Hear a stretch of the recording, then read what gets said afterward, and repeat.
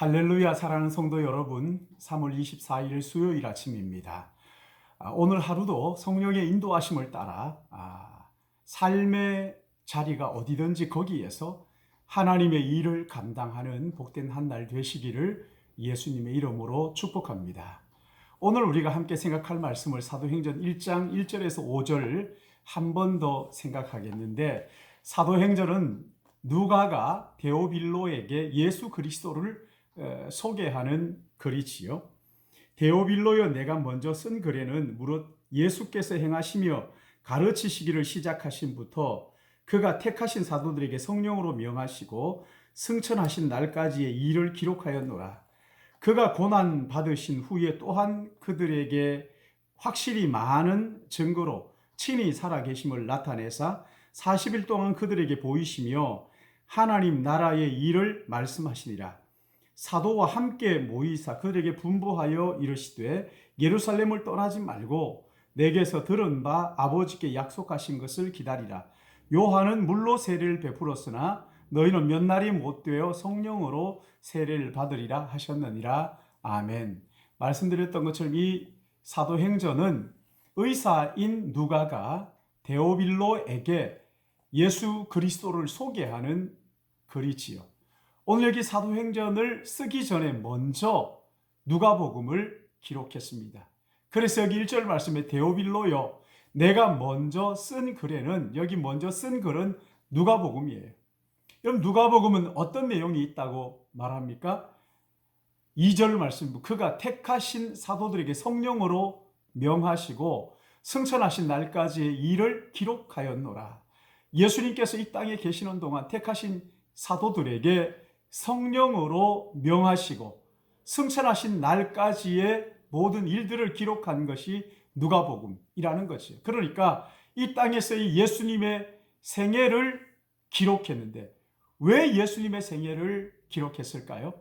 데오빌로에게 왜 예수님의 생애를 기록해서 알려주는 걸까요? 예수님의 생애는 죄와 사망 아래의 종노릇하는 모든 인생들에게 용서와 생명을 주시는 복음이기 때문에 그렇습니다. 사도행전을 묵상하는 동안에 우리 모두에게 죄와 사망의 권세 아래에서 해방되는 구원의 기쁨과 죄 용서의 감격을 맛보게 되시기를 축복합니다. 다시 한번 그 구원의 은총을 누리는 그런 시간이 되시길 바랍니다. 오늘 여기 3절 말씀을 보시면 그가 고난을 받은 후에 또한 그들에게 확실히 많은 증거로 친히 살아계심을 나타내사 40일 동안 그들에게 보이시며 하나님 나라의 일을 말씀하셨다고 했어요. 부활하신 예수님께서 제자들에게 친히 살아계심을 나타내셨어요. 부활하신 그 영화로운 몸을 시간과 공간을 초월해서 자유롭게 제자들에게 나타내 보이신 것이지요. 제자들이 봤을 때 분명히 예수님은 맞는데, 전에 부활하시기 전에 예수님과는 완전히 다른 삶을 사시는 거죠. 시간과 공간에 구애받지 않고 어디든지 자유롭게 나타나시고 오시는 그 영광스러운 모습을 제자들에게 보여주시는 것이죠.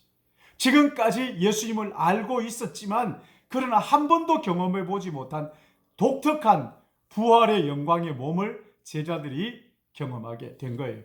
그 주님이 40일 동안 제자들과 함께 계시면서 하나님의 나라의 일을 알려주신 것이에요. 여러분, 하나님의 나라의 일이 뭡니까? 하나님의 나라의 일의 핵심은 모든 민족으로 복음을 전하여 그들로 하여금 예수 그리스도의 제자로 하나님의 자녀로 삼는 것이 하나님의 나라의 일입니다. 근데 여기 4절 말씀을 보시면 예루살렘을 떠나지 말고 내게서 들은 바 아버지께 약속하신 것을 기다리라. 하나님의 나라의 일은 인간의 힘과 능력을 가지고 할 수 있는 것이 아니라는 거예요. 그럼 무슨 힘으로 하는 거예요?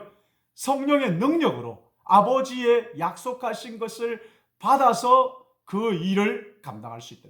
그래서 주님은 예루살렘을 떠나지 말고 내게서 들은 바 아버지의 약속하신 것을 기다리라고 말씀하신 거예요. 아버지께서 약속하셨다. 여러분, 이것은 우리의 노력으로 받아낼 수 있는 것이 아니라는 거예요. 주신다는 아버지의 약속을 믿고 기다리라는 것입니다. 우리가 성령 충만을 사모해야 하는 이유가 여기 있어요. 참된 그리스도인이라면 반드시 성령을 사모해야 하는 거예요. 성령으로 하지 않고서는 하나님 아버지의 일을 할 수가 없기 때문에 그런 것입니다.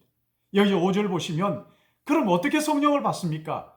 성령은 어떤 형식으로 주어지느냐 하는 것을 말씀하시는 것인데, 요한은 물로 세례를 베풀었으나 너희는 몇 날이 못되어 성령으로 세례를 받을 것이라고 말씀하셨죠. 여러분, 성령으로 세례를 받는다는 것이 뭘 말하는 걸까요? 요한의 세례를 받은 사람들은 더 이상 자기가 자기 인생의 주인이라고 살지 않고 그리스도께서 내 삶의 주인입니다. 그리스도를 자기 마음속에 모시고 중심에 모시고 하나님의 나라를 위하여 살았다는 것이잖아요. 성령 세례를 받게 되면 더 이상 이제 내가 나를 위하여 살지 않고 하나님의 나라의 그 일을 위하여 살게 된다는 것을 말씀하는 것이지. 그래서 우리 교회는 모든 성도님들은 성령 충만을 사모하고 또 실제로 성령 충만을 받아야 합니다. 그래야 하나님 아버지의 일을 우리 교회가 감당할 수 있기 때문에 그렇습니다. 사랑하는 여러분, 성령 충만을 간절히 사모하십시오. 이미 성령 충만 받으신 분들은 여러분 성령의 은사를 사용하지 않으면 이게 희미해지잖아요. 희미해지지 않도록 주여 성령의 은사를 날마다 새롭게 하여 주시옵소서. 그 영국의 어느 목사님이 성령 세례를 받기 전에 성령 세례를 받았다는 그런 사람들을 보면은 남들과 다르더라는 거예요. 굉장히 기뻐하고 즐거워하는데 자기는 뭔가 영적으로 열등감이 느껴지더라는 거예요. 나보다 모든 면에서 못하지만 그 사람 속에 뭔가 다른 것이 있다는 것을 알겠더라는 거예요. 여러분, 성령의 사람은 뭔가 달라요. 세상 사람과 같지 않아요. 그러기에 사랑하는 성도 여러분, 성령 충만을 사모하십시오. 우리 교회가 성령 충만하기를 사모하십시오. 간구하십시오. 주님, 제가 정말 성령을 받고 새로워지기를 사모합니다. 간절히 기도하십시오. 아직 성령 세례를 경험하지 못하신 분들은 이 성령 세례를 사모하며 하나님 앞에 기도하십시오. 믿고 기도하십시오. 약속하신 것을 주실 것입니다. 그런가 하면 이미 성령 세례를 받은 분들은 성령의 은사를 더 간절히 사모하십시오. 성령 세례를 받으면 날마다 생수의 강이 그 배에서 흘러 넘친다는 것이 무엇인지를 경험하게 될 것입니다. 마치 물 위를 걷는 사람이 물리를 걷는 것처럼 놀랍고 신비한 삶이 우리 안에 이루어지는 것을 깨닫게 될 것입니다. 용서할 수 없는 사람을 용서하는 놀라운 기적이 우리 안에서 일어나게 될 것입니다. 내가 주인이 아니라 내 안에 그리스도께서 주인이라는 놀라운 고백을 하면서 깨어진 인간관계가 다시 회복되는 은혜가 우리 안에 일어나게 될 것입니다. 날마다 사랑하는 여러분, 이 성령 충만을 사모하고 이미 성령 충만을 받은 사람들은 성령의 은사를 사모하고 그리하여서 우리 교회가 성령이 주인이 되신 교회, 성령이 우리 안에서 운행하는 교회, 성령 충만한 교회가 되어 하나님 앞에 영광 돌리는 믿음의 가족들 되시기를 예수님의 이름으로 축복합니다. 기도하겠습니다. 사랑의 하나님 아버지, 우리를 하나님의 자녀로 그리스도의 사람으로 하나님 나라의 일꾼으로 불러주셨사오니 감사합니다.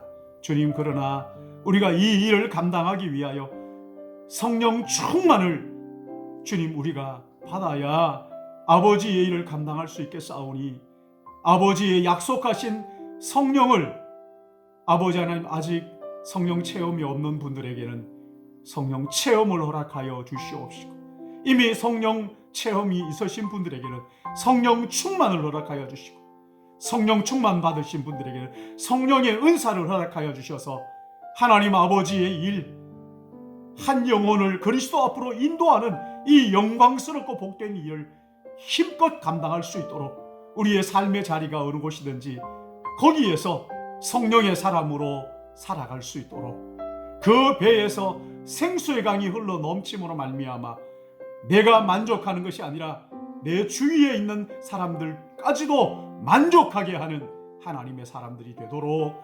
성령이여 역사하여 주시옵소서. 성령께서 치유와 회복과 온갖 치유의 은사가 우리 교회 가운데 나타나도록 인도해 주실 것을 믿사옵고 주님 사랑합니다. 감사합니다. 예수님의 이름으로 기도드리옵나이다. 아멘.